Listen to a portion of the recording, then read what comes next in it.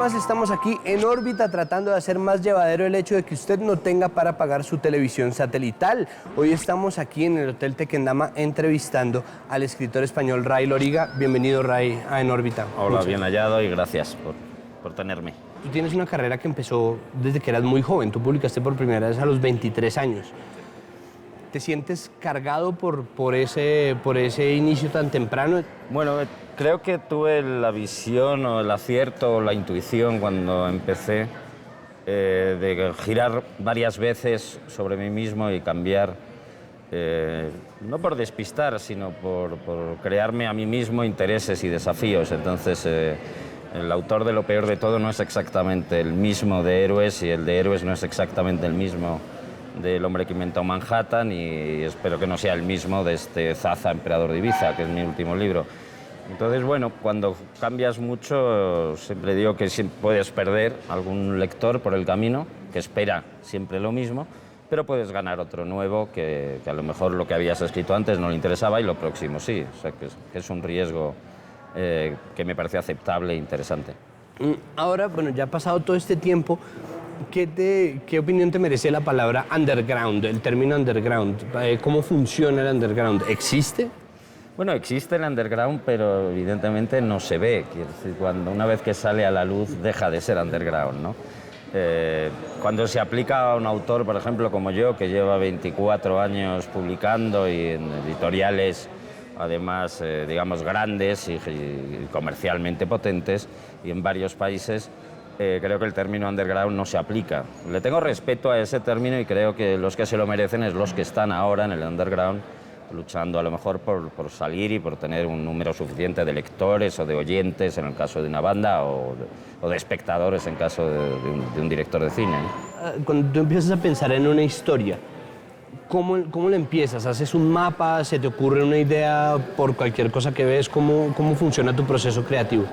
La verdad es que yo mismo no lo sé muy bien, porque se mezclan muchas cosas. Se mezcla la intuición, la sorpresa de cosas, como bien dices, que puedo observar, la sorpresa de cosas que incluso puedo imaginar, el recuerdo, que es muy importante, y luego también no soy ajeno al resto de la literatura, es decir, hay una influencia directa de otros autores, de otros escritores, que también te van permeando de alguna manera.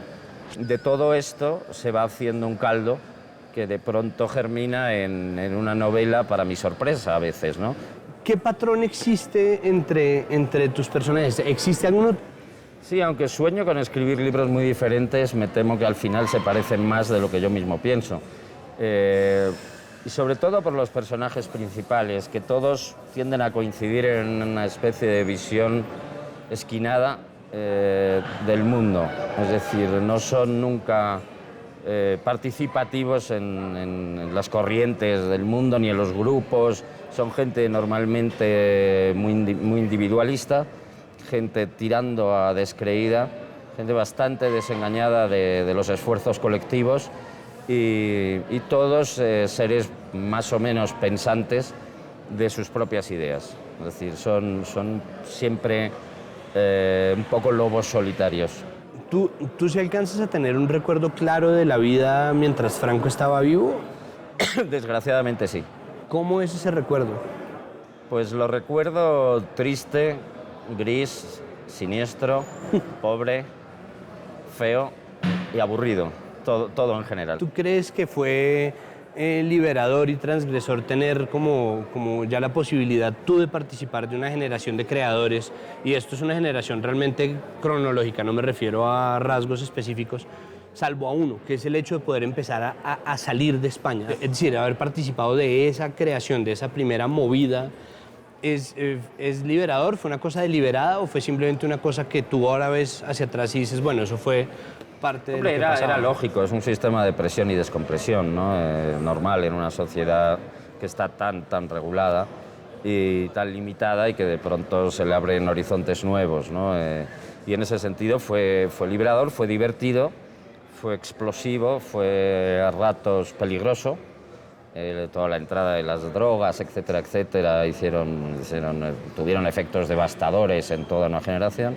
Pero también me gusta aclarar, precisamente por haber formado parte de esa generación bisagra, que intelectualmente había una generación anterior que luchaba a lo mejor de manera más silenciosa, pero con mucha potencia intelectual, y está en literatura, y está en las artes, y está en el cine, y que dentro incluso del franquismo y con más mérito luchaban por expandir todas esas libertades, y era gente con conocimiento, que había viajado, que también tenía posibilidades de conocer el mundo, o sea que no todo empezó con la famosa movida. ¿Qué fue lo que te llamó la atención de la figura de Santa Teresa de Jesús? Bueno, se parece a algunos de mis personajes, ¿no? Curiosamente. Primero la había leído de niño y me había gustado mucho, sobre todo el libro sobre el que se basa la película.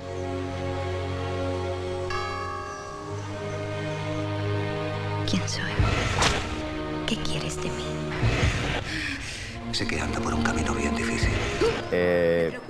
Y se parece mucho, me recordaba mucho al personaje de Héroes, ¿no? Es una persona encerrada en una habitación que vive con unas fantasías que son más importantes que la vida misma, ¿no? Que la vida real, la llamada vida real. En el caso del personaje de Héroes era el rock and roll, en el caso de Teresa es la fe y el éxtasis religioso, y sobre todo el espíritu, ¿no? La lucha por la solidez del espíritu.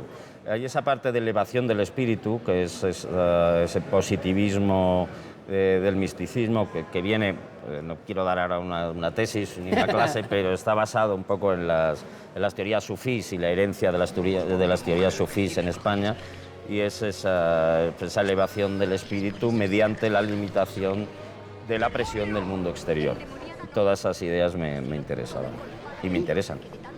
¿Existe un rasgo como de sinestesia en tus libros? Como que existe algo, bueno, eso ya se ha hablado mucho en tus entrevistas, pero me parece que es interesante ese cuento de escribir teniendo en cuenta que existe la televisión, escribir como quien hace un disco, escribir como quien escribe canciones. ¿Esa sinestesia nació como un lenguaje deliberado o fue una cosa que tú empezaste a ver a medida que se iba desarrollando? Cuando empecé a escribir, la verdad es que no pensé en escribir de otra manera, ¿no? Por supuesto que soy lector de literatura clásica y me entusiasma, y eso es lo que me ha formado como escritor fundamentalmente, pero luego a la hora de ponerme a escribir tengo que ser consciente del mundo en el que vivo y cuál es mi entorno, ¿no? Entonces, en ese sentido se ha hablado mucho de literatura pop o literatura rock o literatura postmoderna, etcétera, etcétera, pero me parece que es literatura natural, es decir, lo artificial, que también es lícito, pero lo artificial sería escribir ahora como se escribía en el siglo XVIII o el XVII o el XV, ¿no? Aunque hay unas bases de la literatura que son idénticas, por supuesto los entornos nos permean y me parecía la única manera lógica de escribir. Listo, nosotros hacemos un corte en esta entrevista para irnos a nuestra sección de agenda, en donde les proponemos que por favor salgan a la calle, hagan una pausa, dejen de estar frente a la televisión y más bien disfruten de la cultura. Las exposiciones Máquina y Nativas Foráneas estarán en el Espacio Odeón en Bogotá de martes a viernes hasta el sábado 21 de junio. Asista y disfrute de estas dos muestras de arte. Circasia, La Tebaida, Calarcá, Armenia y Salento se unen a la celebración de la Fiesta de la Música 2014. Del 18 al 22 de junio, el departamento del Quindío disfrutará de la diversidad de la música. Si usted quiere saber más de la programación, ingrese a www.armenia.alianzafrancesa.org.co. El área cultural del Banco de la República en su sede de Río Hacha invita a la exposición fotográfica de Nereo López. Las fotografías son un cuidadoso ensayo visual, tan excelente en los tonos como en el relato. La muestra estará hasta el viernes 20 de junio en el Centro Cultural de La Guajira. No se la pierda.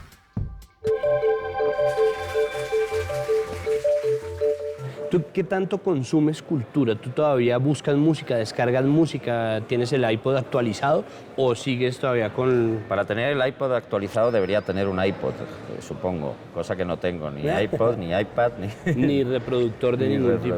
Sí, oigo música, tengo un ordenador con Spotify, oigo canciones y busco canciones, y cuando un amigo me habla de algo interesante, pues lo oigo.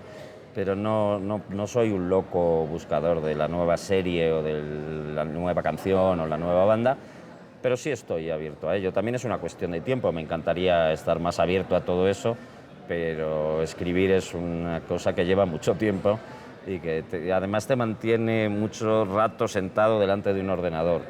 Y reconozco que cuando no estoy escribiendo lo que más me apetece es salir de la habitación e irme a la calle y hablar con la gente de verdad y no mirar más pantallas, ¿no? Reconozco que eso a mí me agota. Bueno, ¿qué tantos breaks tienes que tomar? ¿Qué tantas pausas tienes que hacer? Bueno, con los años la verdad es que tengo un sistema bastante disciplinado de trabajo y una rutina idéntica, ¿no? No sé si es interesante o no, porque todos los escritores tenemos unos escriben con zapatillas de andar por casa y otros con zapatos, o con un pantalón cómodo y otros con bata, ¿no? No sé. Pero la mía es levantarme temprano, tomarme un café leyendo la prensa fuera de casa, que es lo que más me gusta, ver un poco la calle, ver el mundo. Suelo llevar ya un libro en la mano que me interese, que estoy leyendo. Cuando acabo con la prensa, que me lleva un buen rato, porque me leo 4 o 5 periódicos, paso a empezar mi lectura de lo que traía y espero hasta que me surge alguna chispa para subir a escribir. Intento no estar delante del ordenador si no tengo muy claro lo que voy a hacer, porque son muchas horas ahí sentado. ¿Por qué te llamó la atención hacer una novela sobre Ibiza especialmente? Otra vez como volviendo a las drogas, a estos personajes que están como en un umbral entre perder y ganar. ¿Qué te llamó la atención esta vez de Ibiza? Bueno, Ibiza se juntan 2 factores ahí. Uno es el recuerdo, uno es absolutamente personal. Pasé toda mi infancia, todos los veranos en Ibiza. He seguido yendo durante muchos años, tanto a Ibiza como a Formentera. Y es una isla a la que le tengo mucho amor. Y el otro es funcional, porque como quería hablar de un tema que trataba las drogas desde muchos ángulos, además geopolíticos, económicos, emocionales, etcétera, etcétera, sociales, qué mejor lugar que Ibiza, ¿no? Si hubiese hecho una novela sobre el juego, la hubiese situado en Las Vegas. Ibiza es una marca conocida en el mundo entero. Incluso la gente que nunca ha estado en Ibiza, al otro lado del mundo, le puedes preguntar a un australiano, a un colombiano, y dices Ibiza y todo el mundo se imagina una fiesta, David Guetta, un DJ, todo el mundo drogado, todo el mundo saltando, la noche eterna, el día y la noche mezclados, ¿no? Y entonces esa imagen me servía para no tener que explicar demasiado. Y simplemente con decir Ibiza ya la gente sabe de lo que estás hablando. Perfecto. Bueno, Ray, muchísimas gracias por tu tiempo. Muchísimas gracias a vosotros. Muchas gracias. Mucho gusto.